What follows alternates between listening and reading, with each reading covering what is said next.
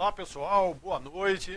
Nós estamos aqui ao vivo aí pela fanpage aí do portal para a gente fazer uma revisão, né? A gente revisar aí muitos tópicos aí que irão cair com certeza aí no concurso do TCE Paraíba, né? Procuramos colocar sempre, né, num pensamento, no entendimento do CESP, mas claro na modalidade aí de ABCDE, né? Então a gente colocou aí 20 questões que com certeza nós teremos muito dessas coisas lá nessa prova do domingo, né? Não tenho dúvida alguma.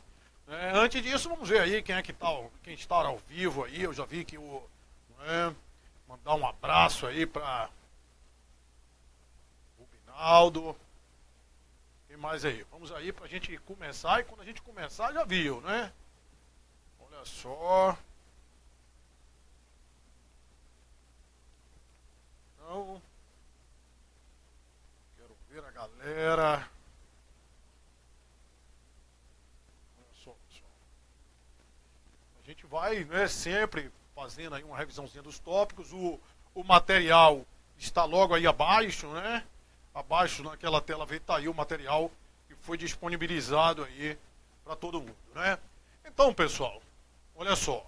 Deixa eu ver aqui. Lucas, um abraço aí, boa noite. Rubinaldo, Augusto Lima, concurseiro TCE. Professor, disponibiliza a revisão de administrativo realizada ontem, por favor. Não, agora a gente está com aquela coisa de, né, dessa revisão que a gente faz, a gente só ser ao vivo mesmo, não deixar disponível até para valorizar aí o evento ao vivo, né? E muitas vezes o próprio professor, ele solicita, né? Por exemplo, o senhor Nil solicitou que após a transmissão que fosse retirada. É até uma forma de valorizar o professor, valorizar aí a revisão, né? Então, aí tem sido agora, né, o modus aí operandes aí dessas transmissões ao vivo. Beleza? Então vamos lá, primeira questão, né? Uma questão que a gente colocou aí, claro, né, no ABCDE, mas um mod aí de várias questões que já caíram aí no CESP. Então, quero saber aí qual é a alternativa correta aí da primeira questão, né? Ele fala aí em conformidade, pode ir falando aí que eu estou acompanhando, né? A alternativa correta, em conformidade com as normas de contabilidade e com os pronunciamentos contábeis emitidos pelo CPC, assinale a alternativa correta. Segundo a atual perspectiva contábil, o patrimônio líquido representa o valor justo econômico mínimo de uma empresa caso os seus sócios, né, desejem comercializá-la sem sofrer perda econômica. Isso está o quê, Silvio? Está falso, né? O patrimônio líquido nada mais é do que o valor residual dos ativos, né, o interesse residual do ativo, depois de deduzidos os passivos. Não tem esse valor econômico mínimo aí que se deseja aí de negociação, não, né? Portanto, falso. O direito de propriedade é condição essencial para que seja configurada a existência de um ativo, o qual surge sempre em decorrência de um direito legal. Também falso. Normalmente os ativos a gente tem com direito legal, mas ele não é imprescindível, né?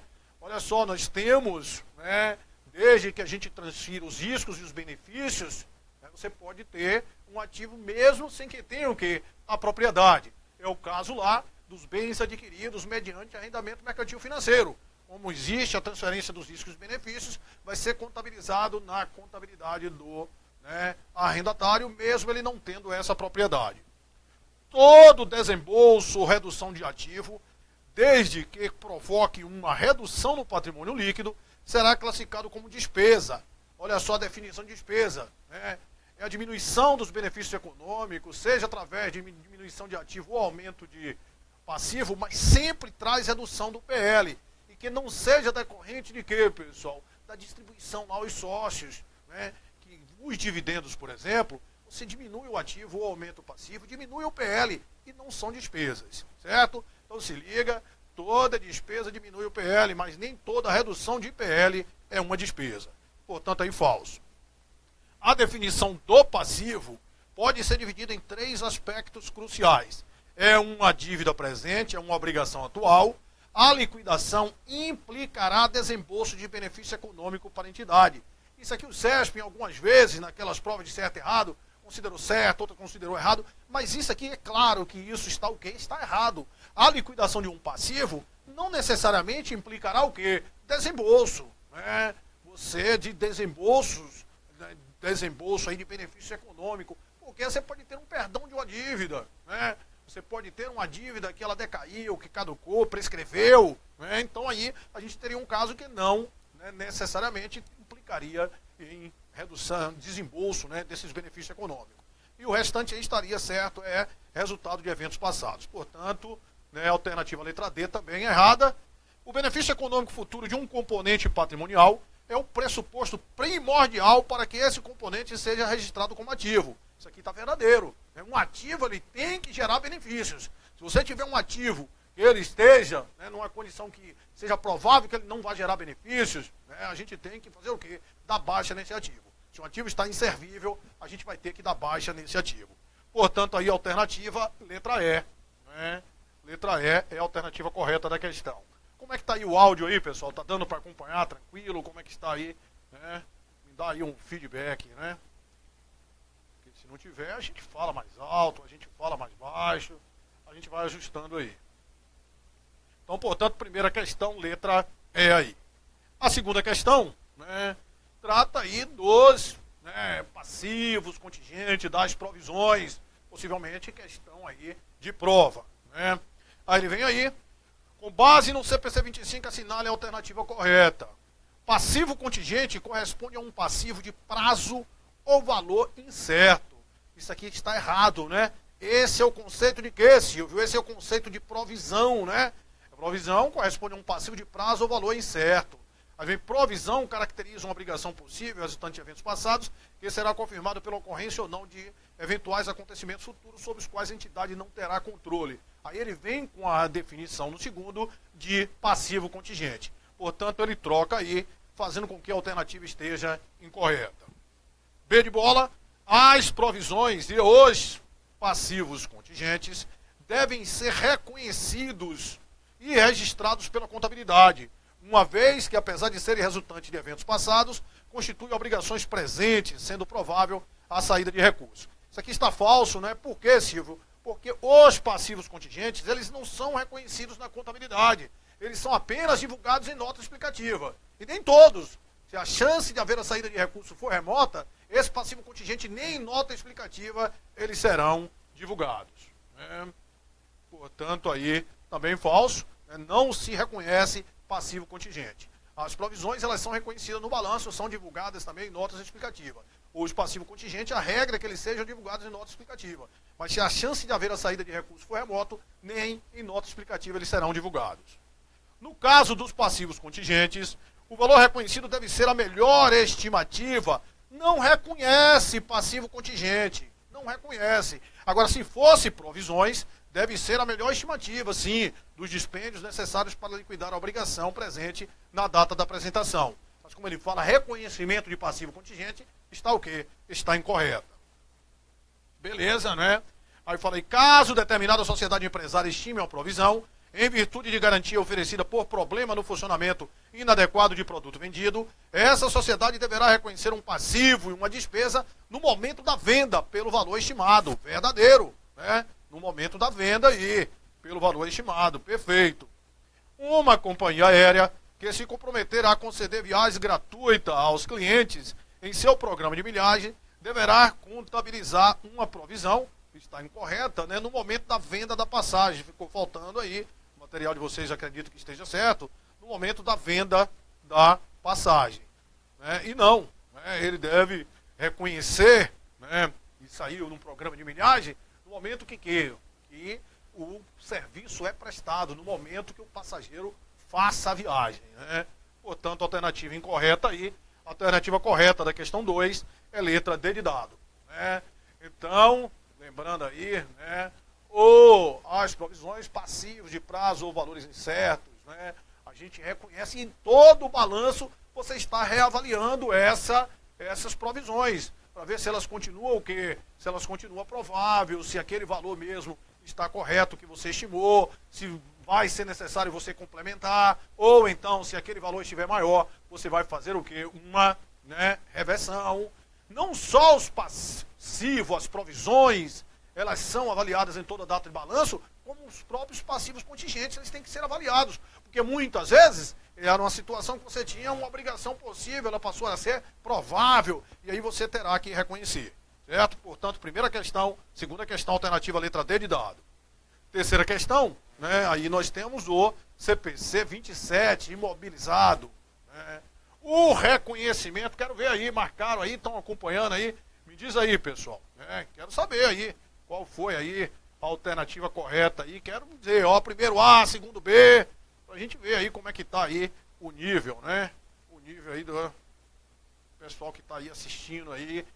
Nós vamos ter aí, com certeza, os aprovados aí no concurso, né? Do TCE Paraíba. Então vamos ver aqui o que é que tem colocado aí como, né, alternativas aí. Deixa eu só pegar aqui.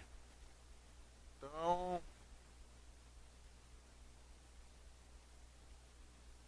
terceiro D, né? Paulo Henrique disse aí terceiro D, vamos lá, né? Ó, em conformidade com o CPC 27, assinale a alternativa correta. O reconhecimento de despesa de depreciação mensal provoca, né, variação patrimonial de natureza qualitativa, afetando o resultado líquido para menos. O que altera o resultado para menos ou para mais é alteração que, variação que quantitativa, não é? E então aqui na realidade seria o correto, variação quantitativa. O valor da depreciação de um ativo imobilizado pode ser calculado por vários métodos, perfeito. Mas uma vez escolhido, o método deve ser mantido até a baixa do ativo em questão. Falso, né? Você está tendo esse... Olha só, a depreciação ela deve refletir o melhor padrão de consumo do bem. Se você tinha um método, né, porque você achava que aquele refletia o melhor método, o melhor padrão de consumo, e você percebeu que tem um outro método que reflete melhor o padrão de consumo, você adota o outro método. Né? Não tem que ficar engessado nisso aí não, certo? Portanto, aí alternativa falsa, né? Letra C, vem aí a depreciação de um ativo imobilizado calculado pelo método da soma dos dígitos, apresenta despesas anuais de depreciação crescentes ao longo do tempo. Pode ser crescente ou pode ser o quê? Decrescente, né? Se for soma dos dígitos crescente ou soma dos dígitos decrescente, portanto falso. A redução do valor residual de um ativo imobilizado proporcionará aumento da cota de depreciação mensal desse ativo, caso sua vida seja mantida inalterado. Perfeito, a galera aí acertou aí de cheio, né? Alternativa correta do questão 3, alternativa letra D de dado, né? Os gastos com manutenção periódica, sem aumentar a vida útil do imobilizado, deve ser adicionado ao valor do imobilizado. Falso, né? Esses gastos com manutenção, né, são os gastos com serviço ou com substituição de pequenas peças que não aumentam a vida do imobilizado. Isso são tratados como o quê? Como despesa, né? Despesa, que é diferente daquelas, né, aquela coisa prevista lá pelo fabricante, que você tem o tempo todo que está dando aquela, né, aquela manutenção corretiva lá, que você vai fazendo de período em período. Aquela ali não, aquela ali é como se você estivesse substituindo uma peça, né, substituindo uma peça, e aquela vai incrementar valor lá ao ativo, certo?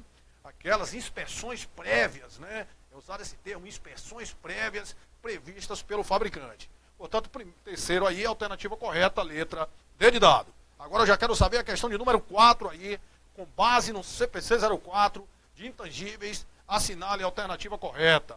Né? Questão 4, vamos lá. Né? Um ativo intangível, questão 4. Um ativo intangível consiste em um direito monetário identificável e sem substância física. Isso está incorreto, o CESP gosta de fazer essa coisa, não monetário, não identificável, com substância física. É um ativo que um intangível, não é um ativo monetário, é um ativo não monetário, que ele não representa o direito a receber em dinheiro, certo? Então o imobilizado, o intangível, estoques, todos esses aí são ativos não monetários. Portanto, a alternativa A está incorreta. B, de bola, o ativo intangível gerado internamente, ele não deve ser reconhecido nas demonstrações contábeis. Falso, falso. O ativo intangível, ele pode surgir de várias maneiras. O ativo intangível, você pode adquirir ele de terceiros, ele pode surgir em uma combinação de negócio, ele pode ser gerado internamente, sim, né? Ele pode vir também através de subvenções governamentais, ou ele pode surgir através de troca de ativos, Certo? Então, 5 maneiras aí que a gente tem, né, desse surgimento desse ativo intangível. Então, ele pode ser gerado internamente? Pode. O que não pode, né, é o goodwill gerado internamente, você reconhecer esse goodwill gerado internamente. Certo? Então, o ativo gerado internamente deve ser reconhecido. Deve. Né? Verdadeiro. Ele fala que não deve. Claro que pode ser reconhecido ou não, né? Ele está dizendo que não deve. Deve ser reconhecido como o ativo, o ágio derivado da expectativa de rentabilidade futura, goodwill gerado internamente. O goodwill gerado internamente, pelo contrário, ele não é reconhecido. Certo? Ativo intangível gerado internamente você pode reconhecer. Agora, esse goodwill gerado internamente você não reconhece. Certo? Isso aqui ele está dizendo, né, que deve ser reconhecido. Não, você não reconhece. O goodwill, o que é o goodwill, Silvio? É aquela diferença positiva entre o valor pago e a participação nos ativos líquidos identificáveis. Ele compõe o investimento. E ele, pessoal, você só reconhece na contabilidade esse goodwill quando ele vem através de uma compra, quando ele surge em uma combinação de negócio. Certo? Fora isso, ele não é reconhecido. O goodwill é um termo contabilístico usado para refletir a parte do valor de mercado de um negócio que não é diretamente atribuível aos seus ativos e passivos, contabilizado apenas no caso de quê? De uma aquisição. Verdadeiro. Verdadeiro. Ele vai ser contabilizado apenas no caso de aquisição. Certo? Ele não é reconhecido, ele é gerado internamente. E o que é ele? Essa diferença positiva. E tomar cuidado com o goodwill, várias coisas do goodwill. Né? O goodwill, ele compõe o valor do investimento. O goodwill, né, ele não vai sofrer o quê? Ele não vai sofrer amortização, certo? Vai ser submetido a teste de recuperabilidade? Vai. Né? E diferentemente de outros ativos, esse goodwill, ele tem que ser testado o quê? Anualmente. É um dos casos que ele vai ter que ser testado anualmente. É o goodwill, aqueles ativos intangíveis com vida útil indefinida e ativo intangível ainda não disponível para uso. Esses você faz além, né, quando ele tiver indício de desvalorização, mas tem que fazer anualmente. O risco deles estarem desvalorizados é muito maior. Certo? A vida útil de determinado ativo intangível foi considerada definida, pois com base na análise dos fatos relevantes, não foi possível prever o período durante o qual, né, seriam gerados fluxos de caixa positivo para a empresa. Nessa situação, o impairment test deve ser aplicado, né, anualmente a esse intangível. Olha só, a vida útil do ativo intangível foi considerada definida, pois com base não foi possível prever o período do qual ele seriam gerado fluxo de caixa líquido para a empresa. É o contrário, né? A vida útil de determinado ativo foi considerado, para que isso aconteça, era que ele fosse considerado indefinida, né? Que ele não foi possível prever o prazo. Né? Nessa situação deve ser aplicada, né, anualmente. Você aplica anualmente se ele tivesse justamente vida útil o quê? Indefinida, né? Que você aplica anualmente. Se ele tiver vida útil definida, não, você vai aplicar somente quando houver indícios de desvalorização. Né? Somente quando houver indício de desvalorização. Portanto, né, o 4 é alternativa letra D de dado. Né? Beleza, né? Gerado internamente não deve ser ativo intangível, né? Não entendi aqui, né? Gerado internamente.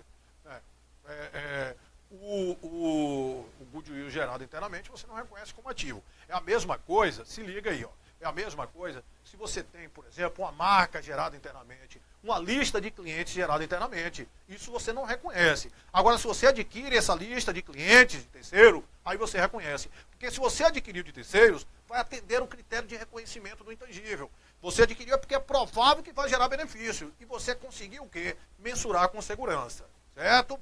É a mesma coisa, se liga aí, ó. O gasto gerado internamente, você vai ter a fase de pesquisa e a fase de desenvolvimento. Os gastos com a fase de pesquisa desse ativo intangível gerado internamente, gastos com a fase de pesquisa vai ser o quê? Despesa. E com o desenvolvimento, pode ser despesa ou pode ser intangível, desde que atenda os critérios de reconhecimento. A gente pode ter um intangível. Agora, isso é gerado internamente. Agora, se você adquire uma pesquisa em andamento, ali atendeu os critérios de reconhecimento. É provável que vai gerar benefícios e você conseguiu mensurar o valor, certo? Com segurança. Então, aquilo ali, se você adquiriu aquela pesquisa, aí você vai reconhecer como ativo intangível, certo? Ah, Silvio, e depois? Aí depois pode ser despesa ou pode ser ativo intangível, certo? Beleza, tomar cuidado com isso aí, né? Beleza, né? Portanto, É a alternativa letra D de dado. Agora eu quero saber, questão 5, qual é a alternativa correta? Vamos lá, questão 5 aí.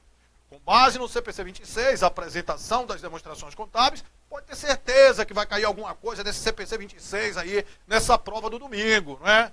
Para fins de divulgação, na demonstração do resultado do exercício, inclui-se na receita os ingressos brutos recebidos e a receber pela entidade, originário de suas próprias atividades, inclusive tributos sobre vendas de bens e serviços, este posteriormente deduzido para fins de evidenciação da receita líquida. Eu quero saber agora o 5. Ali, pelo menos já vi que Bruno Carrilho falou 5D e o Rubinaldo falou 5C. Pelo menos um dos dois aí deve ter errado, né? Ou os dois, quem sabe, vamos lá. Né? Essa alternativa aí está falsa, né?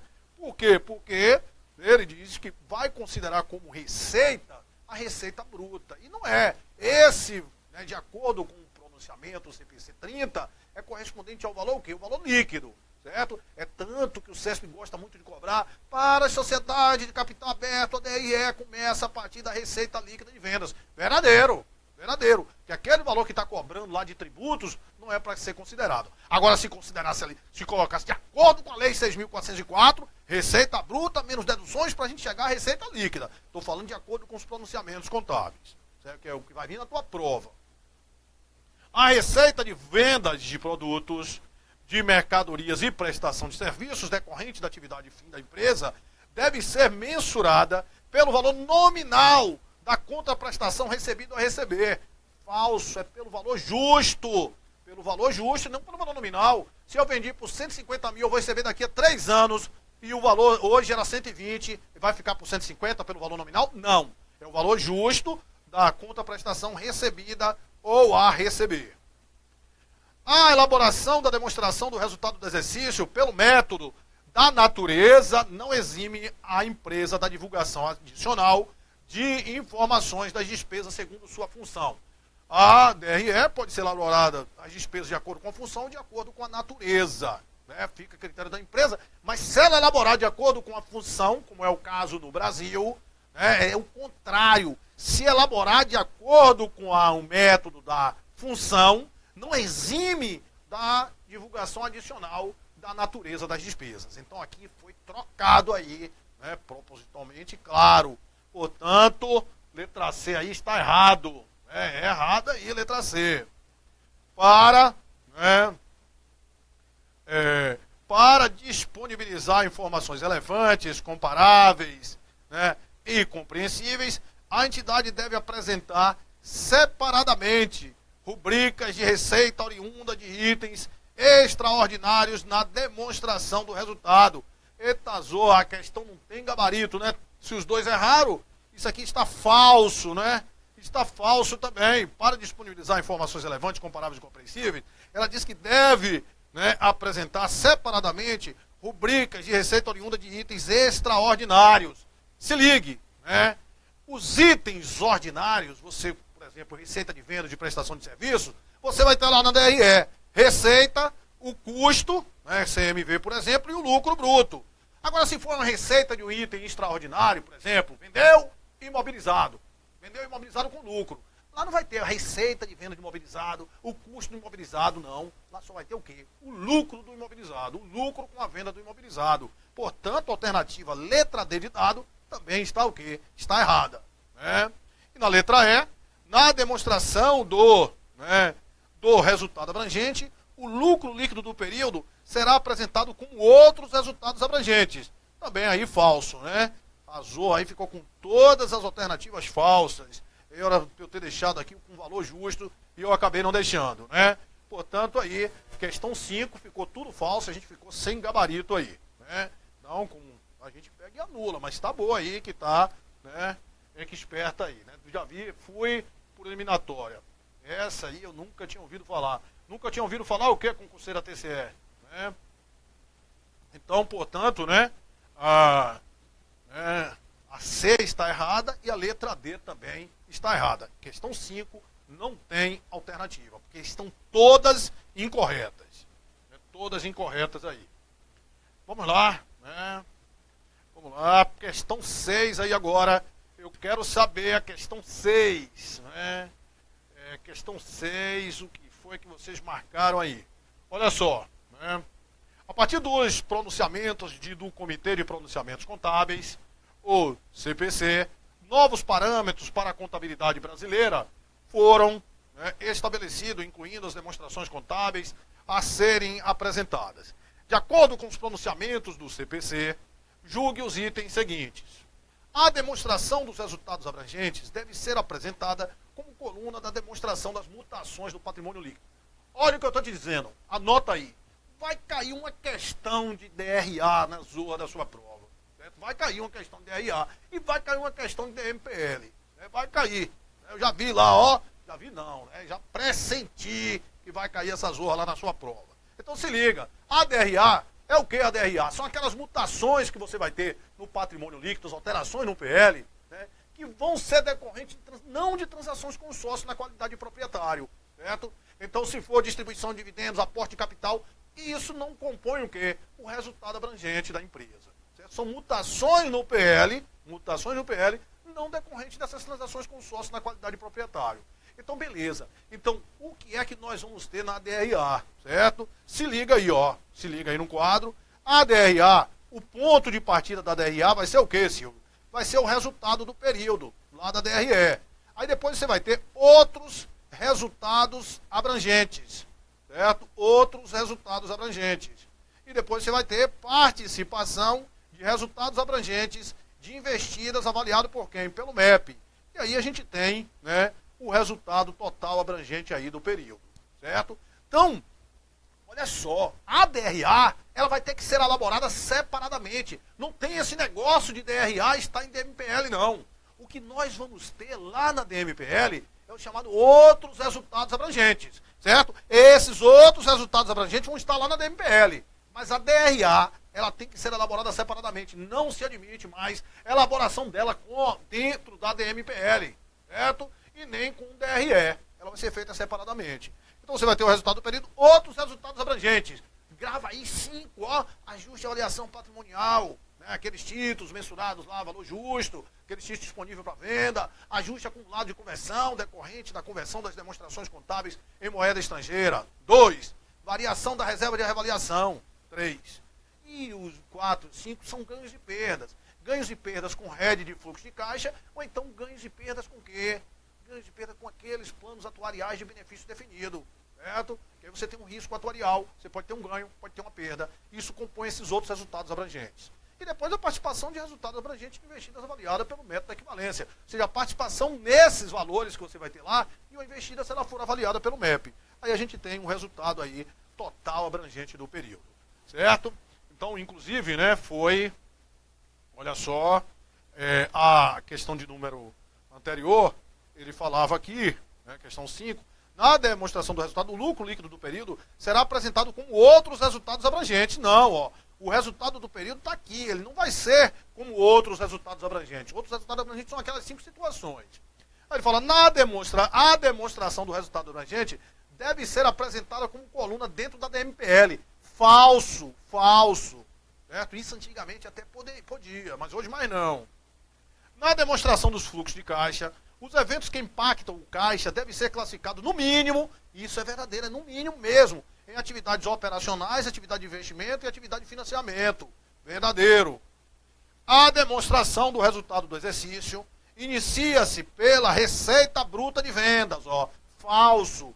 Né? Ó, de acordo com quem? Com o CPC, vai começar de onde? Da receita líquida de vendas. Portanto, falso. Alternativa correta, letra B de bola aí, questão 6. Questão 6, B de bola, né? Ah, beleza. Mataram a pau aí. Nilson, Murilo, Bruno, Lucas. Beleza. Então vamos nessa.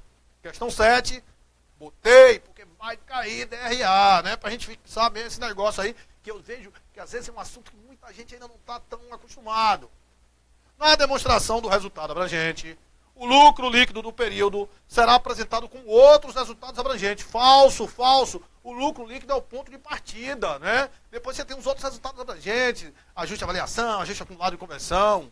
Resultado abrangente é o conjunto de mudanças verificadas no PL durante um determinado período, incluídas resultantes de investimento no sócio e distribuição do sócio, exceto, né? Tá falso aí, exceto as resultantes de, né, investimento dos sócios e distribuição aos sócios. A demonstração do resultado abrangente do exercício, que é obrigatória por determinação do Comitê de Pronunciamento Contábeis, faz parte do conjunto completo das demonstrações. A DRA não deve contemplar ajuste de avaliação patrimonial. Falso, contempla sim, né? Contempla sim. A DRA pode ser apresentada separadamente ou incluída na DMPL. Falso, ela só pode ser apresentada separadamente. Na primeira linha da demonstração do resultado abrangente, quando apresentada em demonstrativo próprio, figura o resultado líquido do exercício, apurada na demonstração do resultado do exercício. Perfeito, né? Questão 7 aí, todo mundo, beleza. 7, alternativa correta, letra E. Questão 8ª, com relação, quero saber aí, questão 8 aí, qual foi o gabarito aí desse negócio? Né? Questão 8, gabarito, quem primeiro acertar vai ganhar um prêmio. Vamos lá. Olha só, com relação à apuração e distribuição do resultado, assinale a alternativa correta. Havendo lucro líquido, o dividendo obrigatório previsto pela Lei 6.404 deverá ser pago em cada exercício social, mesmo sendo ele incompatível com a situação financeira da companhia. É falso, ele está dizendo que teve lucro, tem que pagar dividendos. Pessoal, existe situação que você calculou lá, né, o lucro é apurado de acordo com o quê? Com o regime de competência. Muitas vezes não houve recebimento. E se a empresa não tiver dinheiro, não tem como ela fazer mágica, fazer surgir dinheiro. Aí é um dos casos que até a empresa ela constitui aquela reserva especial para distribuição de dividendos obrigatório, se ela não tiver condição. O recebimento de uma subvenção caracteriza a prova conclusiva de que as condições a ela associadas sejam cumpridas. Falso, né? Você vai receber uma subvenção, enquanto não sejam atendidas as condições, ela vai ficar onde? No passivo, né? Como receita diferida. A partir do momento que vai sendo atendida, você vai jogando isso no resultado, certo? Não importando o método de contabilização a ser adotado, a forma como essa subvenção é recebida. Assim, o reconhecimento da receita com subvenção governamental, no momento de seu recebimento, será admitido independente do cumprimento das condições necessárias para este falso. Você pode até receber uma subvenção e reconhecer diretamente no resultado. Jamais diretamente no PL, mas pode ser diretamente no resultado? Pode. E qual seria o caso? Você receber um bem que não sofre depreciação, tipo terreno, e não tem nenhuma obrigação, não tem nada. É claro que o TCU não vai deixar esse negócio, mas é previsível, né? Existe essa previsão no pronunciamento? Existe, certo? Excepcionalmente pode ir direto para resultado, certo? Mas se você receber um bem que ele sofre depreciação, a gente tem uma base para reconhecimento daquela receita, né? A gente vai ser proporcionalmente aí a depreciação. Beleza? 8º, estão dizendo que é C. A parcela do lucro líquido do exercício que tenha sido gerada por doações e subvenções governamentais pode, por decisão da Assembleia, né, geral, ser destinada à constituição da reserva de incentivos fiscais. Pode. No entanto, essa parcela não pode ser excluída da base de cálculo do dividendo.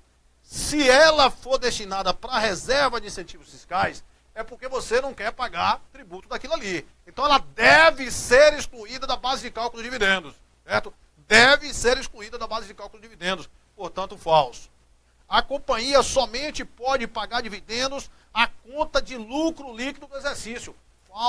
Falso, né? Por que, Silvio? Olha só, normal que ela só pague, normalmente, paga a conta de lucro líquido. Mas o que é que pode acontecer? Existem aquelas ações preferenciais com dividendos prioritários, né? Que aquelas ações, os dividendos dela, pessoal, se o estatuto não prevê de forma contrária, né, serão pagos independente de resultado. Né? Então aquelas ações com dividendo fixo só vai ganhar um pouquinho, mas pode dar prejuízo, vai pagar dividendos naquelas ações. E vai usar o quê? Pode usar as reservas de lucro, pode até utilizar quem? As reservas de capital, certo? Pode utilizar a reserva de lucro e também pode utilizar a reserva de capital para pagar essas ações, né? Esses dividendos para essas ações prioritárias. Então ele somente pode pagar a conta de lucro líquido? Não, portanto falso. Né? 8º né? Dividendos pode ser pago a conta de reserva de lucro, mas não as contas de reserva de capital. Falso também. Né? Outra questão 8 aí, que ficou tudo falso. Né? Então tudo falso também ficou sem gabarito, porque está tudo errado. Né? Esse aqui, como eu lhe falei, pode ser pago também as contas de quê? As contas de reserva de capital. Quais são os dividendos? Aqueles dividendos, aquelas ações, né? Ações preferenciais com dividendo prioritário, com dividendo fixo. Serão pagos independentes do resultado. E é uma das coisas que você pode utilizar quem? A reserva de capital. A reserva de capital pode ser utilizada para quê? Para aumento de capital, compensação de prejuízo após utilização de lucros acumulados e reserva de lucros, né? Pode ser utilizada para quê mais? Para resgate, reembolso de ações, certo? Para resgate de quê? Daquelas partes beneficiárias, certo? E para pagamento a esses dividendos aí. Portanto, também, né? Questão 8ª, não teve gabarito correto, tudo falso aí. Questão 9, em maio de 2017, determinada companhia aberta recebeu sem ônus, olha a característica, sem ônus, 7.500 relativo à subvenção para investimento no âmbito da Superintendência de Desenvolvimento do Nordeste e da Superintendência de Desenvolvimento da Amazônia. Eu quero saber a questão 9, qual é o gabarito aí agora, né? Então, nessa situação hipotética, a companhia deve registrar a referida subvenção na data de transação em conta de quê? Né? Então, recebeu na forma de dinheiro, né? Na forma de essa subvenção, e não tem, ele disse, sem ônus para a empresa não tem que contratar ninguém, a empresa não tem que fazer nada. Então, esse valor, quando ela recebe sem ônus, vai ser reconhecido diretamente como o quê? Diretamente como receita na DRE. Certo? Diretamente como receita. Isso aí, Nilson, né? Nilson e Rubinaldo acertaram aí, né?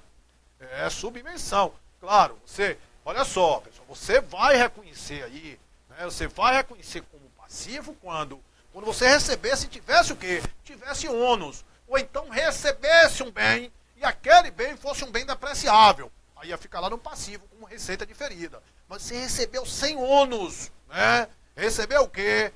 Valores, né? Recebeu sem ônus 7.500.000. Eu chamo a atenção que a doações, né? Se você recebeu lá uma doação, uma subvenção, na forma de bem, e isso deve ficar registrado por que valor? Pelo valor justo, certo? Pelo valor justo, só na impossibilidade do valor justo que a gente pega e pegaria o valor nominal, certo? Valor justo, certo? Beleza, portanto, letra B, né? Não, então não vai ser... Ah, Silvio... Mas isso aqui, ó, é receita? É. Agora, se a empresa, olha só, poderia ser passivo? Poderia, né? Poderia ser passivo se tivesse o que? Ônus. Poderia ser passivo inicialmente. Depois seria receita. E depois, se a empresa não quiser ser tributada, aí que ela destina para aquela reserva de lucros, reserva de incentivos fiscais, certo? Mas recebeu sem ônus, vai ser tratado como o quê? Como receita, portanto, alternativa correta aí, letra B de bola da questão de número 9, né? Questão 9, B de bola. Beleza, vamos para o próximo aí, questão 10.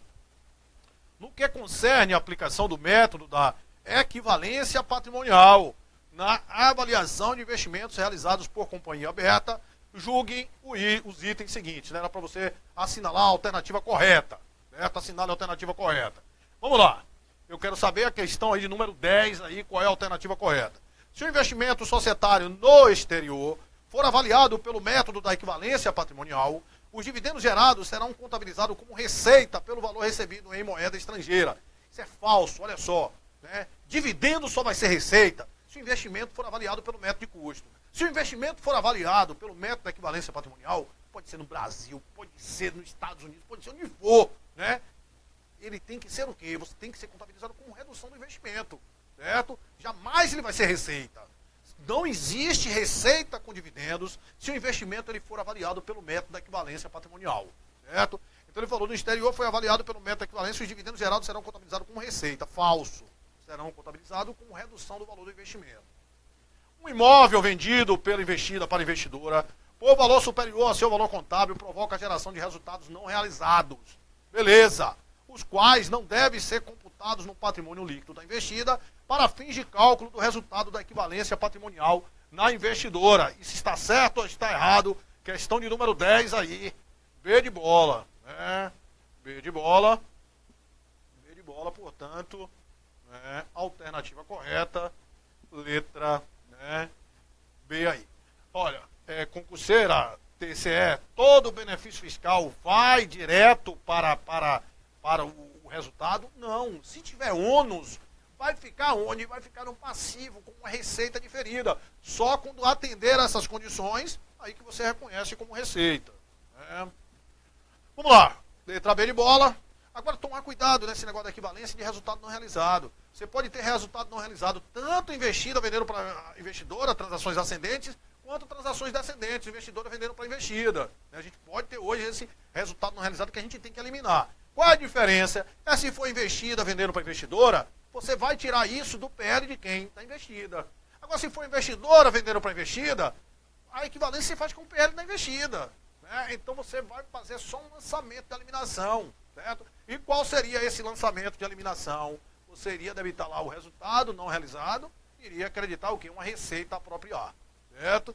Mas ao fim e ao cabo, né, o valor do resultado com equivalência e o valor do investimento vai ficar o mesmo, tanto investida vendendo para investidora, quanto investidora vendendo para investida.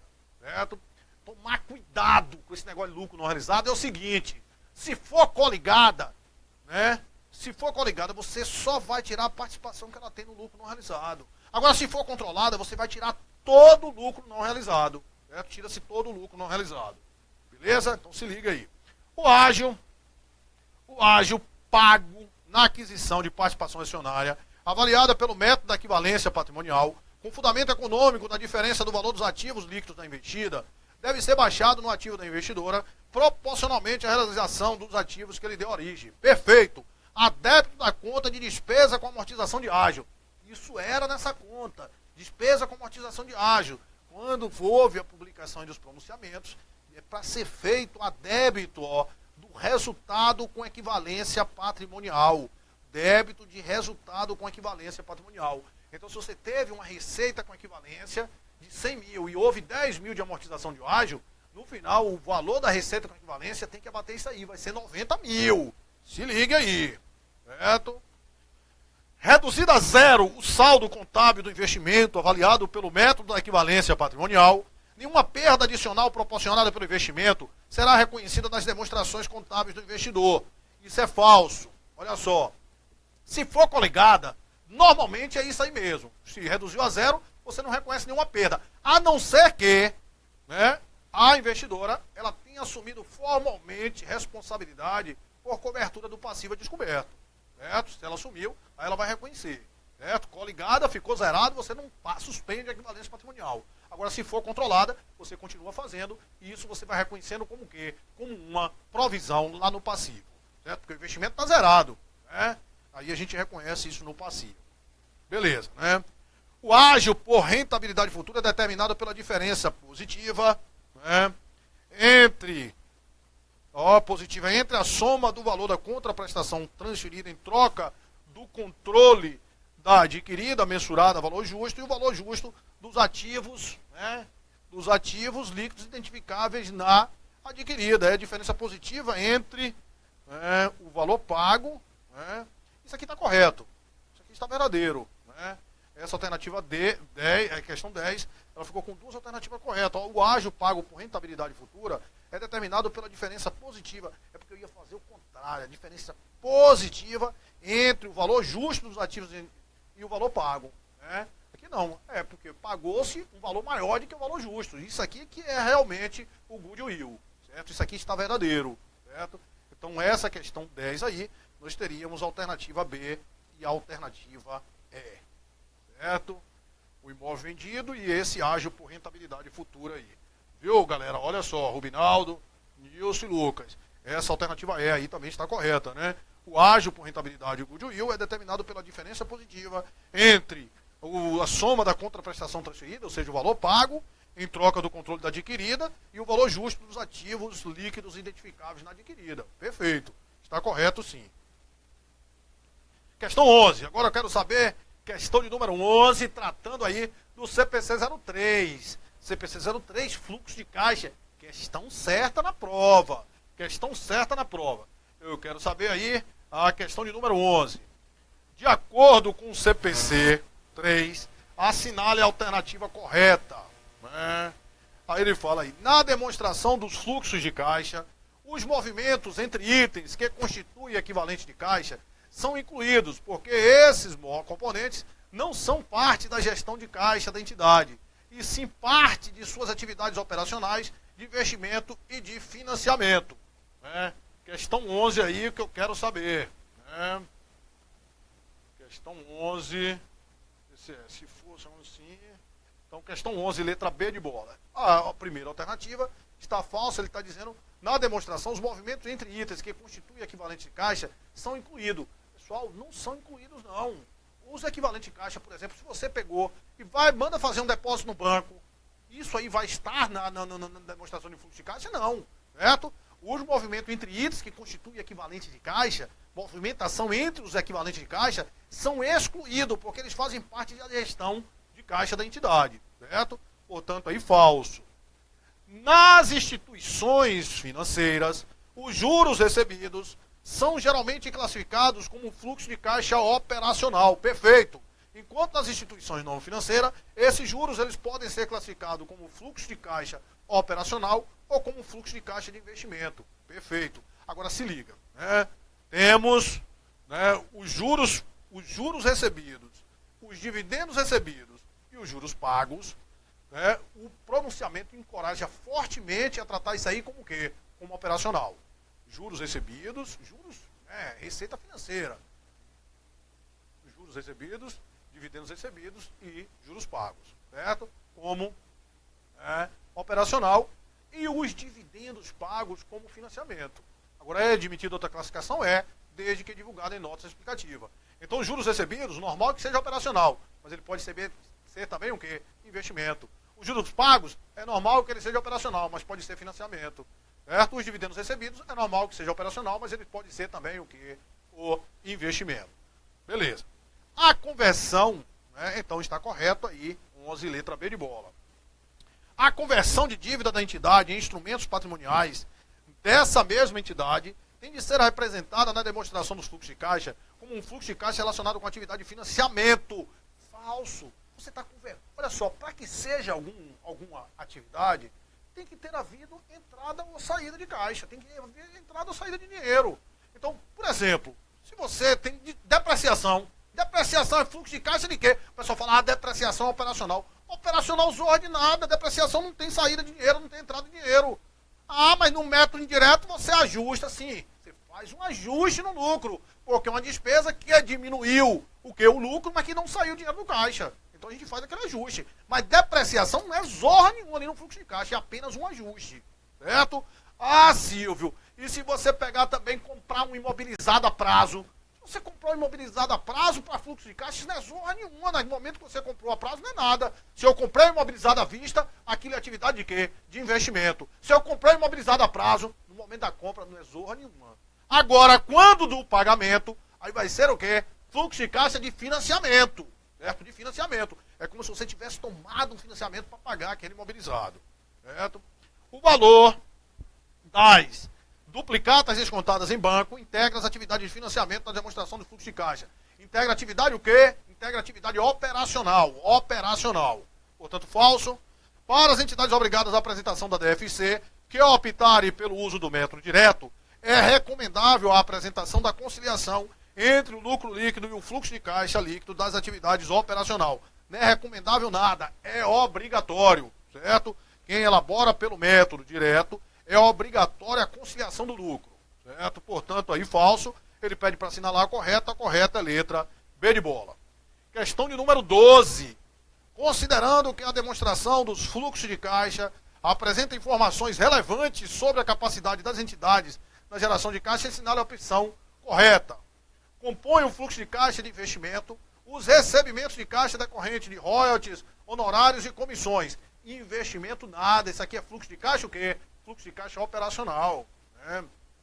Investimento é aqueles ativos lá, de longo prazo, é você vender imobilizado, comprar imobilizado, vender intangível, comprar intangível, ou então o quê? Você está emprestando dinheiro. Certo? É isso que é investimento. O valor da venda de ativos de longo prazo, não incluído nos equivalentes de caixa, deve ser classificado na DFC como fluxo da atividade de investimento. Perfeito. Questão 12, alternativa correta, letra B de bola, né? O fluxo da atividade de investimento, deve ser classificado, né? Venda de ativos de longo prazo, né? Venda de ativos de longo prazo, de longa maturação, ele deve ser como fluxo de investimento. Perfeito, portanto, alternativa correta aí, letra B de bola. Mas vamos ver as outras, claro, né? Aí ele fala aí nas outras. O fluxo de caixa de uma entidade é apresentado pelo cálculo de entradas de caixa ou equivalente de caixa em determinado espaço de tempo. Fluxo de caixa, como o nome está dizendo, entrada e saída de caixa, não é só entrada de caixa não, falso, né? Uma entidade comercial tendo adquirido mercadorias para revenda no valor de 80 mil, pagando 50% no ato, deverá registrar na DFC uma atividade de financiamento que consumiu caixa no valor de quanto? De 40 mil, né? Olha só, se ele pagou 50, beleza, deve ser, mas não como atividade de quê, Silvio? Não como atividade de financiamento. Uma atividade, se ele comprou mercadoria, atividade o quê? Atividade operacional. Atividade operacional, portanto, falso. Caso uma sociedade empresária tenha sido constituída com capital de 200 mil, dos quais 100 mil tenham sido integralizados em dinheiro e 60 mil em terrenos, com o saldo restante em capital integralizar, a DFC deverá apresentar atividade de financiamento que gerar o caixa no valor de 140 mil. Olha só, você, né, vai aumentar o capital em 200 mil, mas somente 100 mil foi integralizado em dinheiro. Então o fluxo de financiamento vai ser quanto? Vai ter 100 mil. Ah, Silvio, e os 40 que vão integralizar? Isso aí vai ser no futuro, quando houver a integralização. E se for em quê? E se for em dinheiro. Portanto, questão 12, alternativa correta, letra B de bola. Já vi aí que a galera acertou, não é? Todo mundo aí, Paulo Henrique e companhia limitada. Vamos lá, né? Eu quero saber agora a questão de número 13, que versa sobre o CPC 30, né? Sobre o CPC que trata das receitas. Então eu quero saber aí a questão 13. Em uma operação de venda, uma receita deverá ser reconhecida pela entidade vendedora quando? Aí traz lá quando é que a receita vai ser reconhecida. Traz lá 5 elementos. Quando ocorre o quê? A transferência dos riscos e benefícios do ativo. Ocorreu a transferência dos riscos e benefícios do ativo. É uma situação. Quando você para de haver envolvimento continuado com aquele ativo, a empresa deixa de controlar aquele ativo. Quando a receita consegue ser mensurada com segurança, né? Quando é provável que os benefícios decorrentes da transação fluirão para a empresa e as despesas relacionadas conseguem ser mensuradas o quê? Com segurança. São as 5 situações para você reconhecer uma receita de vendas, certo? Beleza. Aí, 13 né? Aí ele vem, eu acho que você errou, viu, Rubinaldo? Rubinaldo não, Rubinaldo marcou 13 Ele fala aí, deve ser reconhecida a receita de venda. O comprador tiver o direito de desistir da compra em função de cláusula contratual e o vendedor ainda não tiver convicção sobre a decisão que o comprador tomará. Então, se existe essa dúvida aí, não houve transferência significativa dos riscos, né? Então, isso aqui realmente não vai ser reconhecido, né? Falso. Ele quer que deverá ser reconhecido. O vendedor retiver a titularidade legal dos bens vendidos para garantir o recebimento do valor devido e transferir ao comprador os benefícios e riscos significativos do bem. Pessoal, olha só, para que ocorra, né, a receita de vendas, tem que haver transferência significativa dos riscos e benefícios, certo? Muitas vezes você faz uma retenção, é só para garantir o pagamento, mas houve a transferência dos riscos todos, e aí, naquele caso ali, a receita deve sim ser reconhecida. Certo? Por quê? Porque ele disse, olha, os benefícios e risco transferiu, houve transferência significativa. Houve transferência significativa, pronto, acabou. Agora, se a transferência for insignificativa, se houver uma transferência insignificativa, você não deve reconhecer. Mas houve a transferência significativa, você só fez a retenção lá da titularidade para garantir o pagamento. Aí, nesse caso B, a receita deve sim ser reconhecida. Pessoal, lá no CPC 30, essa alternativa A, C, D e E é justamente a situação para você não reconhecer a receita. Aí vem na letra A, depois vem a letra C. Esta retiver uma obrigação em decorrência de desempenho insatisfatório que não seja coberto por garantia. Os bens já tiverem sido enviados ao comprador e estiverem sujeitos à realização de uma instalação futura, sendo esta uma parte significativa do contrato. Não é a instalação, por exemplo, de uma televisão, não. É a instalação de um equipamento mesmo, né? Que represente grande parte do contrato, né, para que você não reconheça. E se tratar de venda em consignação, na qual o recebimento da receita é contingente, pois depende da venda dos bens pelo comprador. Se for em consignação, o comprador tem que vender para que você possa reconhecer, certo? Então tomar cuidado com isso aí. O vendedor pode reter essa titularidade, né? Mas que desde que tenha havido a transferência significativa dos riscos e do benefício, vai ser reconhecida a receita de vendas. Por isso, né, a alternativa correta aí da questão 13 é letra B de bola. Vamos lá, né? Questão 14. Aí tem aí, ó o que eu estou dizendo, olha aí para mim, ó o que eu estou dizendo. Eu tenho certeza absoluta que vai cair uma questão desse CPC 46. Vai cair. Né? É o CPC da modinha aí agora, ó. CPC da modinha do CESP. Vai cair essa zorra aí na tua prova. Vamos ver aí. Considerando o que estabelece a NBC TG 46, mensuração do valor justo, julgue os itens abaixo como verdadeiro ou falso e em seguida assinale a opção correta. Questão 14, não quero saber mais de 13 não, quero saber agora da questão 14, qual foi a alternativa correta. Vamos lá. Questão 14. A entidade ela deve mensurar o valor justo de um ativo ou passivo, utilizando as premissas de que os participantes do mercado usaria ao precificar o ativo ou o passivo, presumindo que o participante do mercado haja em seu melhor interesse econômico. Isso está verdadeiro, né? Isso está verdadeiro. Pessoal, tem que tomar cuidado com esse pronunciamento. Então, olha só, valor justo tem a ver com o quê? Com o mercado, né? O valor justo é valor de saída, é o valor, né, que você poderia receber pela venda, pela transferência de um ativo, né?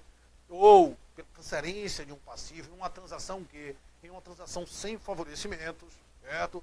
Esse valor justo. Esse valor, né, pode ser considerado no mercado principal ou no mercado mais vantajoso, certo? O mercado principal, na ausência do mercado principal, a gente vai pegar o mercado mais vantajoso. Qual é o mercado mais vantajoso? Qual é o mercado mais vantajoso para a empresa? É aquele mercado, pessoal, que maximiza, né, o valor lá da venda, da transferência, da venda do ativo, ou minimiza o valor da transferência do passivo. Maximiza o ativo ou minimiza o passivo, certo? Levando em consideração duas coisas, o custo de transação e o custo de transporte. Então, na hora de você achar lá, né, o mercado mais vantajoso, tem que levar em consideração esses dois elementos, o custo de transporte e o custo de transação. Agora, na hora do valor justo, não. Na hora do valor justo, você só vai levar em consideração o custo de quê? O custo do transporte. O custo de transação, ele é específico da transação, certo? Então, ele não é uma coisa inerente aí ao ativo, certo? Tomar cuidado com esse negócio, certo? E aí você pode, né? Você pode ter um valor que seja esse valor já observável, seja, a gente tem até mercado ativo daquilo ali, já é um valor observável, mas possa ser também que você não tenha um valor observável daquele ativo, valor, né? Então aí a gente utiliza de técnicas de estimativa para a gente chegar a esse valor justo, certo? Tomar cuidado com esse negócio desse valor justo. A mensuração ao valor justo está condicionada à existência de um preço de mercado diretamente observável em um mercado ativo. Falso, não necessariamente você precisa ter, né? Ele disse está condicionado à existência de um preço de mercado, né, diretamente observável. A gente tem uma hierarquia desse valor justo, certo? E na hierarquia, o primeiro é justamente que você tenha cotação. Se você tiver cotação, aí você vai pegar o valor justo daquela cotação. Segundo, é que não tenha cotação, mas que você tenha um mercado observável. Um mercado observável, certo? E a última situação é que você não tenha mercado observável, certo? Você não tenha mercado observável. Então é o nível de hierarquia. Tomar cuidado com esse diacho desse pronunciamento, que essa zoa vai cair. Né? Caiu lá no TCE Pernambuco aquelas questões que muita gente ficou na dúvida ali. Então, para você achar o mercado mais vantajoso, você leva em consideração o custo de transporte e o custo de transação. Mas para você chegar ao valor justo, você esquece lá o custo da transação. É somente o quê? O custo de transporte. Por quê? Porque eu levo em consideração, Silvio, o mercado mais vantajoso. Porque o mercado mais vantajoso é aquele que maximiza, certo? Olha só, maximiza por quê? Pela venda do ativo. É o que eu vou ter o lucro máximo pela venda do ativo. Ou minimiza a transferência do passivo. Então eu tenho que levar em consideração tudo. Agora, na hora de eu achar o valor justo, não. Certo? Então, beleza. Aí nós temos aí o falso, né? O valor justo é definido como o preço que seria recebido pela venda de um ativo ou que seria pago pela transferência de um passivo em uma transação não forçada entre participantes do mercado na data de mensuração, portanto, né, verdadeiro. Os itens corretos aí, verdadeiro, falso e verdadeiro, portanto, a alternativa correta aí, letra, né, 14, letra A. 14 aí eu já vi que foi uma saladinha aí, A, B, E, né? A, B, E. Né? Então a mensuração não está condicionada à existência de um preço de mercado diretamente observável, não. Você pode se utilizar de técnicas para chegar a esse valor, certo? Portanto, falso aí. Agora vamos lá, questão de número 15. Olha, só botei duas porque eu sei que esse negócio vai cair. Você vai dizer, Silvio parecia até que viu a prova, né? Vai cair. Valor justo lá, né? É necessário determinar qual ativo ou passivo será objeto da mensuração, claro, né? É necessário identificar qual ativo ou passivo que será objeto da mensuração. Então, valor justo é valor de saída, tem a ver com valor de mercado. Você tem que identificar qual ativo ou passivo que será objeto da mensuração. Você pode ter que pegar um valor justo de um ativo ou de um passivo, certo? Ou de um conjunto de um ativo ou de um conjunto de um passivo, ou até o valor justo de um conjunto de ativo e passivo, certo? Beleza. Então, definir como mercado principal aquele em que o ativo ou passivo, isso que é o mercado principal, certo? E o valor justo vai ser no mercado principal ou, na ausência do mercado principal, no mercado mais vantajoso, né? Definir como mercado principal aquele em que o ativo é passivo. Olha o que é o mercado principal. É aquele em que o ativo ou passivo ele possui o quê? Maior volume de transação. Considerar como mercado mais vantajoso aquele em que as transações envolvendo o ativo ou passivo ocorrem de forma inesperada, indicada uma liquidação imediata. Falso, né?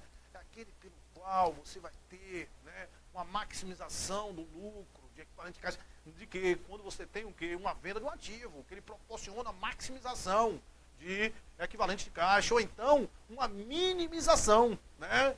Maximiza ou minimiza, se for o caso de uma transferência de quê? De passivo, certo? Portanto, ele pede para não é a correta é a letra C. Utilizar técnicas de avaliação adequada ao tipo de dado disponível, que reflitam aproximadamente os mesmos critérios utilizados pelo participante no mercado para precificar o ativo ou passivo. Você utiliza essas técnicas. Se a gente não tiver valores, né, mercado observáveis, a gente pode ter cotação, hierarquia, ó, mercados, né, observáveis com cotação, mercados observáveis sem a cotação, ou então utilizando o terceiro nível, são as técnicas aí mesmo, né? São essas técnicas disponíveis. Determinar premissas apropriadas para mensuração, considerando o maior e melhor uso do ativo não financeiro, né? Quando você vai determinar o valor justo de um ativo não financeiro, a gente vai, né, nessa premissa aí do melhor uso do ativo não financeiro, isso está verdadeiro. Portanto, questão 15, alternativa correta, letra C, e a galera acertou bem aí, né? Claro, porque estava meio esquisita essa aí, né? Mercado mais vantajoso ser isso, né? Mas eu estou dizendo a vocês, né? Qualquer coisa, dá uma lida, ó, se você não quiser ler esse pronunciamento, lê pelo menos uma paginazinha, 2 páginas, que sabe o que é? É o resumo ali que você tem, né? No sumáriozinho ali que tem um resumo, né, lá no pronunciamento. Dá uma olhadinha só naquilo ali que pode. Mas eu acho que é o que eu falei aqui, né? Eu acho que o que você vai precisar, a prova já está em cima. É o que eu falei e é o que deve cair aí, certo? Portanto, alternativa letra C. Questão 16. As informações do quadro 1 a seguir, expressas em milhares de reais, né, expressas em milhares de reais, foram obtidas dos registros contábeis de uma empresa que elabora suas demonstrações contábeis de acordo com as normas emitidas pelo Comitê de Pronunciamentos Contábeis. A partir das informações do quadro e das definições do CPC 26, o resultado abrangente do período é... Resultado abrangente, de novo, Silvio, será que vai cair esse negócio mesmo? Vai cair. Vai cair esse negócio sim. 16, letra D de dado. Né? Então, pessoal, olha só. Então, a gente vai fazer aqui, olha, né? Ponto de partida da DRA, Silvio. Ponto de partida da DRA. Esqueça isso aqui, ó. Custo da mercadoria, despesa com venda. Por quê? Porque ele já me deu lucro. Se ele me deu lucro, esqueça esse negócio todo. O ponto de partida da DRA vai ser esse lucro. Quanto? 72 mil. Aí depois você vai ter outros. Vou botar até aqui, ó. O lucro líquido, 72 mil. Aí depois você tem outros resultados abrangentes. Aí vamos ver o que é que eu tenho em outros resultados abrangentes. Escato lucro, antes de juro imposto, né? Receita de vendas, que acabou tudo, né? Beleza, então são aqueles elementos ali que eu tenho. Ganhos derivados de conversão das demonstrações contábeis de operações no exterior, 9.500. Em outros resultados abrangentes, ajuste acumulado de conversão, de quanto? De 9.500. Beleza? Ganhos na remensuração de ativos financeiros disponíveis para venda, 18.500. É o que isso? Ajuste de avaliação patrimonial. 18.500. Foi? Ganhos, foi. 18.500. Beleza. Perdas atuariais em planos de previdência com benefício definido. Perdas atuariais, ó, de quanto? De 7.100. Não foi o valor das perdas atuariais? 7.100. E tributo sobre ganhos na mensuração dos ativos, de quanto? De 5.400. 5.400. Certo? E aí não temos participação, né? Eu gosto quando eles colocam essa zorra aqui desse negócio aqui, que vem assim, resultado com equivalência patrimonial. Porque o pessoal fica assim, na DRA tem um negócio de resultado com equivalência patrimonial, botava ganho com equivalência patrimonial. Mas não tem nada a ver com equivalência patrimonial. Seria o quê? Participação no resultado de investida avaliada pelo MEP, né? Participação no resultado abrangente de investida avaliada pelo MEP. É aquela coisa recíproca. Se a investida, por exemplo, tem um ajuste de avaliação patrimonial, para ela aquilo compõe um resultado abrangente. Agora, para a investidora, aquilo vai compor o quê? A participação no resultado abrangente de investida avaliado pelo método da equivalência patrimonial. Certo? Então aí nós temos, eu chamo a atenção o seguinte, ó. Chama a atenção o seguinte, isso aqui vai dar essa conta, dá 87.500, né? Letra B de bola. Eu chamo a atenção para esse tributo. Se você tiver vários itens de tributo, você tem duas opções. Ou você coloca uma linha toda para tributo, ou então aqui você pegava, ó, ajuste de avaliação patrimonial. Você pegava aqui e já deduzia o tributo, porque o tributo foi consequente daquela mensuração daqueles títulos ali disponível para venda. Certo? Eu posso, né, colocar todos os tributos em uma linha, ou colocar lá já os elementos pelo valor líquido. Certo? Portanto, alternativa D de dado. Questão 17. Aqui tem uma coisa interessante também. Os dados apresentados foram extraídos da demonstração das mutações do patrimônio líquido de uma entidade e representam todas as transações que afetaram esse grupo patrimonial em determinado exercício. Com base nessas informações, é correto afirmar que, naquele exercício, o patrimônio líquido da entidade aumentou, reduziu, o que foi que teve, não é? Então, beleza. Aí eu quero ver, analisar esses fatos aqui para ver se o PL aumentou ou reduziu. Aumento de capital com reservas. Pessoal, esse fato, aumentar capital com reservas, é você debitar reservas e creditar capital. Você debita o PL e credita o PL. Esse fato não altera o PL. Morreu aqui, ó, não altera o PL. Diminuição do capital social por retirada do sócio. Claro, se você vai diminuir, se vai pagar lá os sócios para sair, você vai diminuir o quê? O seu capital. Se você vai diminuir o seu capital, o seu PL, consequentemente, faz o quê? Diminui. Certo? Agora aqui está uma coisa, né? Reversão de reserva de lucros a realizar. Pessoal, qualquer constituição de reserva de lucros, se ligue, qualquer constituição de reserva de lucros não altera o PL, porque você debita lucros acumulados e credita a reserva de lucros. Debitou PL, creditou PL, o PL não se altera. E a reversão também não era para se alterar, não era para alterar, né? Mas essa coisa aqui da reversão da reserva de lucros a realizar, olha só, existem duas situações. Eu vou pegar essa reserva de lucro a realizar e vou trazer para lucros acumulados, ou eu vou trazer essa reserva de lucro a realizar e vou jogar lá para dividendos a pagar, certo? Olha só, né? A reserva de lucro a realizar era para ela voltar para lucros acumulados e depois você utilizar ali para pagar os dividendos, certo? Era para voltar para lucros acumulados. Só que o CESP não faz desse jeito. Então, se houver reserva de reversão de reserva de lucro a realizar, aquilo vai alterar o PL. Por quê? Porque você vai estar debitando o PL, mas creditando quem? Creditando o passivo, certo? Então, estou chamando a atenção para você desse negócio aqui, ó. A constituição de reserva de lucro nenhum altera o PL. A reversão só que vai alterar o PL é essa. Por quê? Porque o CESP não coloca revertendo para lucros acumulados, já direto para os dividendos, certo? Então, eu vou pegar aqui quanto? 4.500, certo? O lucro líquido do exercício, isso ao fim e ao cabo, vai para o PL, 100 mil.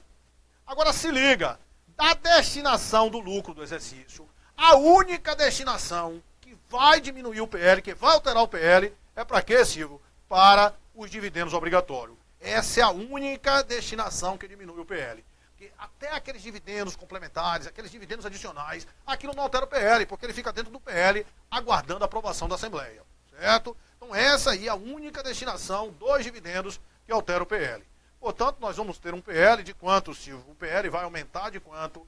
Aumentou ao fim e ao cabo de quanto? De 20 mil. Portanto, a alternativa correta aí, letra B de bola. Aumentou em 20 mil. Se liga, se for reverter reserva de lucro a realizar, não vai voltar para o lucro acumulado, vai logo direto para dividendos a pagar. Então, aquela reversão altera o PL. Qual é a única destinação do lucro que não altera o PL, os dividendos mínimos obrigatórios. Letra B de bola, questão 17. Né? 17, B de bola. E aí o Rubinaldo botou A. Né? Então, beleza, questão 18. Uma sociedade empresária apresentava os seguintes saldos em 31/12/2016. Assinale a opção que indica a representação do resultado operacional. A sociedade empresária realiza uma análise vertical a fim de verificar sua estrutura. Ele quer a opção aí do resultado operacional. Pessoal, quando você vai fazer isso aí, vamos lá, eu tenho que ver o resultado operacional. Né? Ou se o CESP iria fazer desse jeito, vai, porque o CESP é extremamente o quê? Extremamente quando ele está colocando a CPC, certo? Então, a gente sabe que esse resultado de vendas de imobilizado hoje, isso é operacional. Isso é operacional. Né? Isso é operacional. Isso está lá hoje, já caiu isso aí no CESP, já caiu na FGV, essas bancas todas, como outras receitas operacionais, já essa venda de quê? De o lucro na venda de imobilizado. Então, se liga aí. Vamos fazer aí, receita de vendas, 200 mil. Aí você teve o quê? Ó, receita de vendas, 200 mil. Aí teve o custo da mercadoria vendida, CMV, de quanto? De 60 mil. Portanto, um lucro bruto de quanto, Silvio? De 40 mil. Aí tivemos aqui despesa administrativa, comercial, né? Despesa administrativa e comercial. De quanto? Despesas administrativa e comercial de 80 mil. Né? 80 mil. 60 aqui, 140. Despesa administrativa e comercial, 80 mil. E aí tem, ó, receita de venda de imobilizado, 80, e baixa com imobilizado, 30. Se ele me perguntasse, segundo a lei 6.404, você ia chegar aqui e apurar um lucro operacional, aí depois ia ter outras receitas, lá, aquela receita, o ganho com venda de imobilizado. Mas aqui não, se você vai elaborar isso aqui de acordo com o CPC 26, você não separa isso desse jeito não. A gente tem aqui, ó, né, despesas administrativas comerciais e tem lá ganho com venda de imobilizado, como operacional. De quanto? Vai ficar, né, 80 e 30 não, já vai ficar aqui quanto? 50 mil, certo? E aí nós vamos ter o lucro, né? O lucro aí antes do imposto de renda, o lucro operacional antes do imposto de renda. E isso vai ser de quanto? De 140, né? Menos 80, 60, mais 50, vai dar quanto? Vai dar 110 mil, esse lucro operacional antes do imposto de renda. Como ele quer, na realidade o que ele quer é uma análise vertical, né? O que ele quer é a análise vertical. Então a análise vertical vai ser, ó, na análise vertical, vai ser quanto vai ser esse resultado operacional? Vai ser 110 mil. 110 mil de um total de quanto? Qual foi o valor da receita? É sempre em função, a análise vertical é quanto cada conta ou cada grupo de conta representa do todo. Então, lá se for do balanço patrimonial, é quanto cada conta vai representar ou o caixa ou o ativo circulante vai representar de quê? Do ativo. Aqui é sempre em função de quê? Das receitas, né? Da receita. Então vai ser 110 mil dividido por 200 mil, que aqui nós vamos obter na análise vertical 55%. Certo? 55%. Portanto, né, alternativa correta, letra D de dado. D de dado. Estou vendo o Bruno está falando na questão 16, esses tributos sobre ganhos na remensuração de ativos. Né? Beleza, Bruno, olha só. Ou seja, você teve uma mensuração de ativos, né? Aqueles ajustes de avaliação patrimonial lá que você teve, e como houve um ganho naquilo ali, você já reconheceu os tributos. E aqueles tributos, né, aquele valor lá do ajuste de avaliação patrimonial, ele tem que ficar pelo valor líquido. Né, pelo valor líquido. Ou você já pode contabilizar ele pelo valor líquido, ou contabiliza ele pelo valor bruto e coloca uma linha correspondente a todos os tributos que você tiver na DRA. Beleza, portanto aí, né, questão 18 foi de 55%. Se liga aí nesse negócio, como tem análise aí, né, ficar esperto em relação a isso. Beleza, né? Quando a questão é silenciar, não deveríamos considerar a estrutura dada pela 6.404. Sim, mas você vai ver lá na prova, né, porque acabou que aqui algumas coisas eu não coloquei. Lá na tua prova, tudo ele vai falar. Ou, né, CPC, de acordo com CPC, de acordo com CPC, de acordo com CPC. Você não tem dúvida disso aí, não. Né? Pessoal, Tendo como referência essas informações, é correto afirmar que o valor do ativo intangível da empresa você viu que são poucos índices, né? Índice de endividamento, índice de estrutura e índice de análise vertical e horizontal, não cai nem liquidez aí na prova. Então, ele quer saber qual é o valor do ativo intangível. A gente tem a composição do endividamento. Composição do endividamento é quem, Silvio? É o passivo circulante sobre o passivo circulante mais passivo não circulante, né? Ele me disse que isso aqui é de 40%. Beleza. E além disso, ele me dá que a análise das demonstrações disse que a imobilização do PL. Imobilização do PL é igual a quem? A investimento mais imobilizado mais intangível dividido pelo PL. Ele disse que isso aqui é igual a quanto? A 90%. Isso aqui já dá para a gente matar. Por quê, Silvio? Porque a gente tem o valor do passivo circulante, né? A gente já tem o valor do passivo circulante, então, né, o passivo circulante dividido pelo passivo total é 40%. Né? Então, o passivo circulante dividido pelo passivo exigível, isso é 40%, não é isso? Então, beleza, né?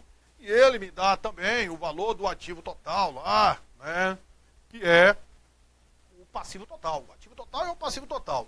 Então, pessoal, se o passivo circulante dividido pelo passivo exigível é de 40%, significa que e eu tenho o valor do passivo circulante. O passivo circulante é quanto? É 120 mil, certo? Então isso implica que o passivo exigível vai ser igual a 120 mil, certo?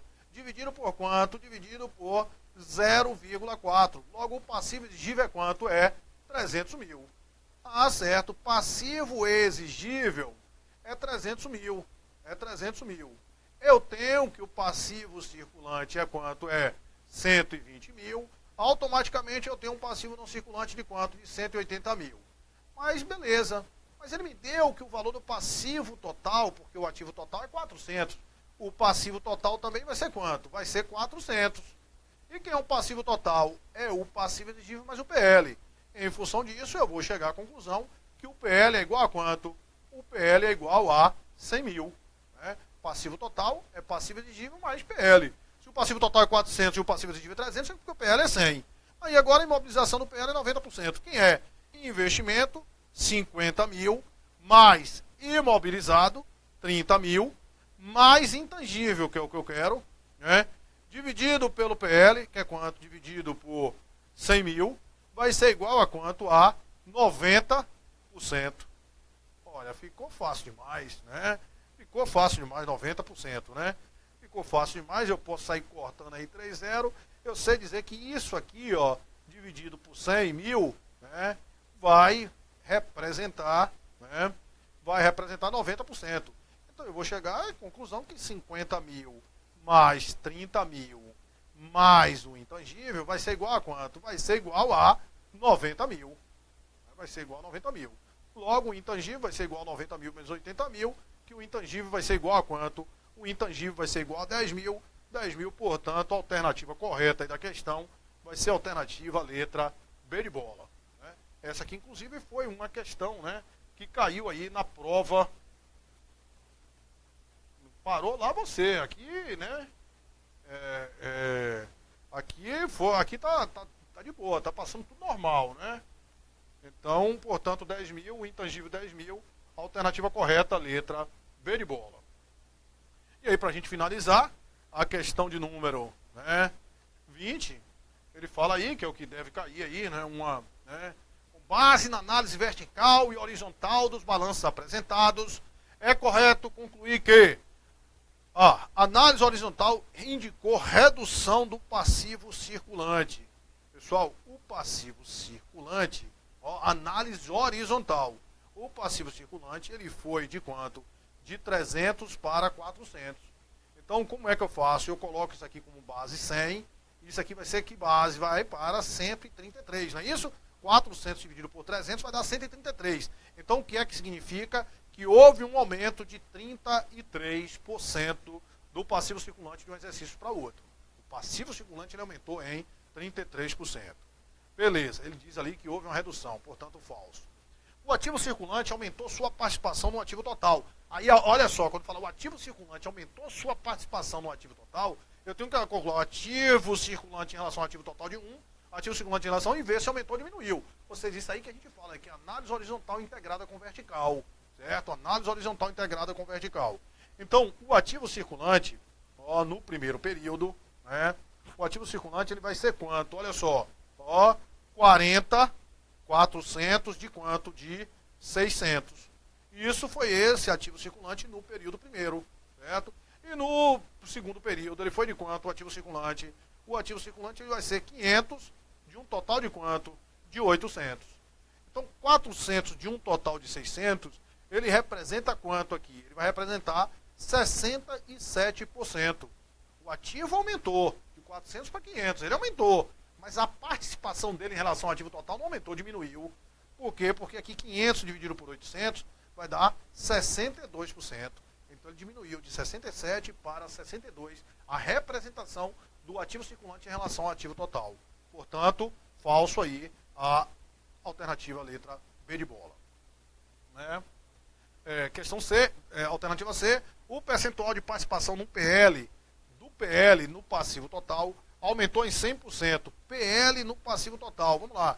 PL no passivo total. PL aqui no passivo total, ó, no ano 1, PL no passivo total era um total de 100, ó, de 100 no valor de quanto? De 600. Isso no ano X0. E no ano X1 passou de quanto? Passou de 200, de um total de quanto? De 800. Então não aumentou em 100% nada.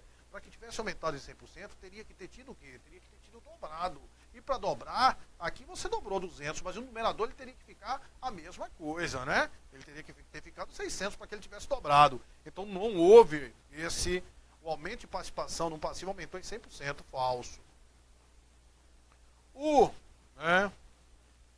ativo total apresentou tendência de crescimento maior do que o passivo total, né? Isso aqui você não precisa nem olhar, está falso. Ativo total e passivo total, né, é igual, né? Então o ativo total, se ele aumentou de tanto para tanto, ó, o ativo total, ele foi de quanto, Silvio? De 600 para 800. E o passivo total foi de quanto? De 600 para 800. Né? Aí não tem nem o que questionar. Né? Índice horizontal do ativo circulante passou de 100 para 125, apesar de ter reduzido a sua participação no total. A gente viu que o ativo circulante reduziu realmente a participação no total. Reduziu? Reduziu.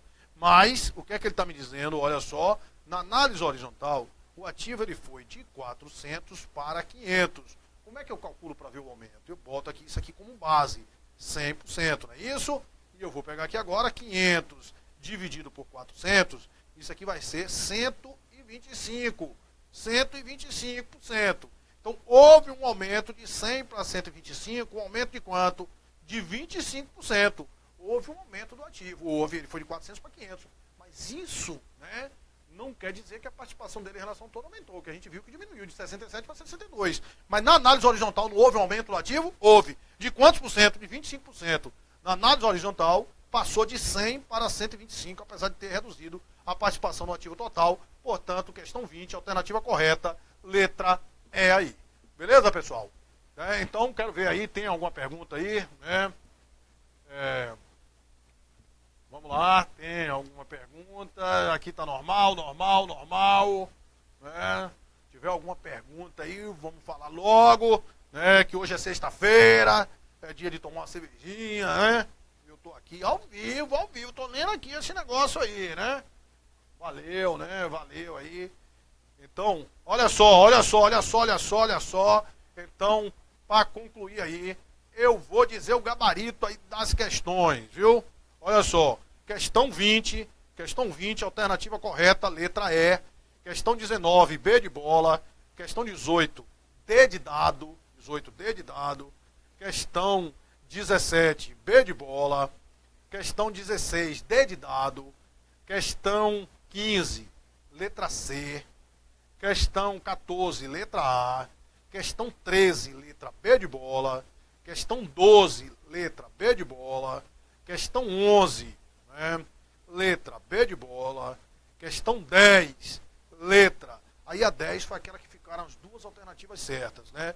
Letra B e letra E, questão 10. Questão 9, letra B de bola. Questão 8, né? 8 não teve gabarito, né? Todas as alternativas estavam falsas na questão 8. Questão 7, letra E. Questão 6, letra B de bola. Questão 5, né? Questão 5 foi aquela outra que não tivemos gabarito, 5 a 8. Questão 4, letra D de dado. Questão 3, letra D de dado. Questão 2, letra D de dado. E questão 1, alternativa correta, letra E. Beleza? Então aí já vimos o gabarito, fizemos tudo, né? Aí espero aí, né? Pedir aqui para eu comentar, né?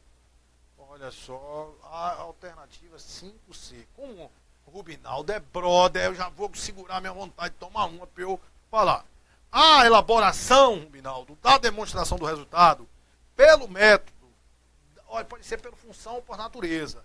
Agora é assim que diz o pronunciamento, né? Se ele já elaborar por natureza, no Brasil é obrigatório pela função. No Brasil é obrigatório pela função. Agora, onde não é obrigatório pela função, se você elaborar de acordo com a natureza, você não está obrigado a dizer a função das despesas, não. É o contrário. É quando você obriga, quando você divulga de acordo com a função, você está obrigado a dizer a natureza das despesas. Certo? Então, quando você bota lá, despesa geral, tanto. Despesa administrativa, tanto. Eu não é só isso, não. Eu quero saber quais foram as despesas administrativas. Despesa comercial. Eu não só coloco na DRE despesa comercial 100 mil. Eu tenho que dizer quanto foi com publicidade, certo? Quanto foi de despesa comercial, né? De despesa com frete, de provisões, se for o caso, perdas estimadas com crédito. Eu tenho que dizer a natureza da despesa que compôs toda aquela função ali de despesa comercial. Beleza? Assim que você já comentei, né? Pode falar novamente sobre os outros resultados abrangentes da DRE. Só são 5 os outros resultados abrangentes. Ó, bota aí na cabeça aí, ajuste de avaliação patrimonial, aquela mensuração dos ativos financeiros disponível para venda. Ajuste de avaliação patrimonial, ajuste acumulado de conversão, 2 ajustes, certo? Aí você vai ter lá a variação da reserva de reavaliação. Beleza. E ganhos e perdas, com instrumentos financeiros de rede de fluxo de caixa e ganhos e perdas com aqueles, né, planos atuariais de benefícios definidos. Beleza? Então pronto, né? Professor, rapidinho. O CPC encoraja o pagamento de juros sobre capital próprio no financiamento. Beleza. Nas minhas anotações ficou confuso e também estou em dúvida agora. Olha só, para você não confundir juros com juros sobre capital próprio. Se você encontrar juros sobre capital próprio, vale para juros sobre capital próprio a mesma coisa para quê? Para dividendos. Então, tanto faz pagamento de dividendos como pagamento de juros sobre o capital próprio, o pronunciamento encoraja a tratar isso aí como o quê? Como financiamento. Certo? Admitindo que seja tratado como operacional. Mas o normal é que seja tratado como financiamento.